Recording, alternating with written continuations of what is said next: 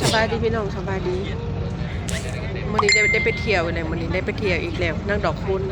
นั่งดอกคูณได้ไปเที่ยวข้ามโค้งแล้วเนี่ยข้ามสะพานนะพี่น้องข้ามสะพานไทยลาวนั่งดอกคูณจะไปใส่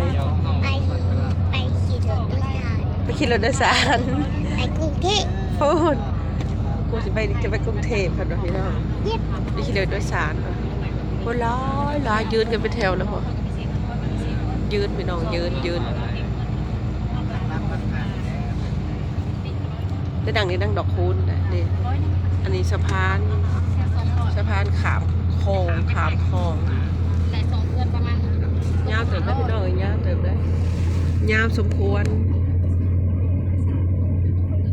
โอ้ยยังหมูวิทย์ยังพอหอดจังประมาณ500 กว่าหลักผมจัง500 กว่าเมตรคือว่า500 กว่าเมตรนี่แหละก็ว่าแน่ใจเด้ออันนี้เดาซื่อๆเด้อ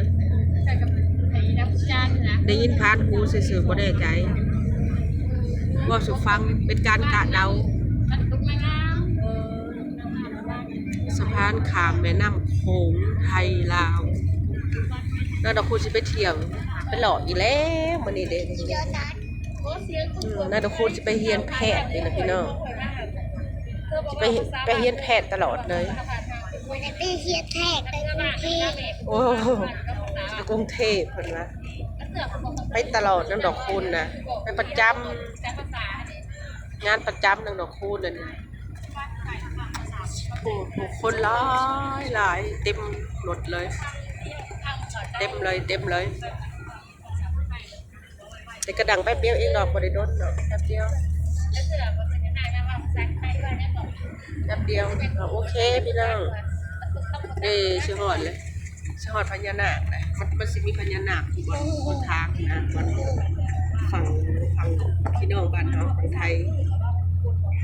เห็นเสาพญานาคก็ถือว่าฮอดพังแล้ว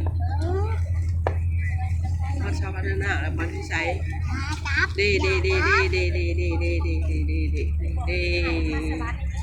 หละเสาพญานาคข้ามฝั่งแล้ว